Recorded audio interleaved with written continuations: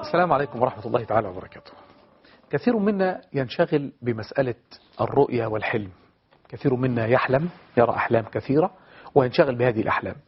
من هذه الأحلام ما تحقق، أو هذه الرؤى منها ما يحقق ومنها ما لا يحقق، ومنها ما يكون وقع خطر على النفس، لأن الإنسان أحيانا كلما يرى رؤيا تقع مثل فلق الصبح، فقد يبدي رأيه في هذا ويقول للناس أنا كذا وأشوف كذا وبعمل كذا. فيا ترى هل هناك فرق ما بين الرؤية وما بين الحلم؟ وهل يا ترى هذه الأحلام التي يراها الناس ما قصتها؟ هل هي تأتي من الروح أم تأتي من النفس أم تأتي من حديث النفس أم تأتي من العقل الباطن؟ من أي اتجاه تأتي هذه الرؤى؟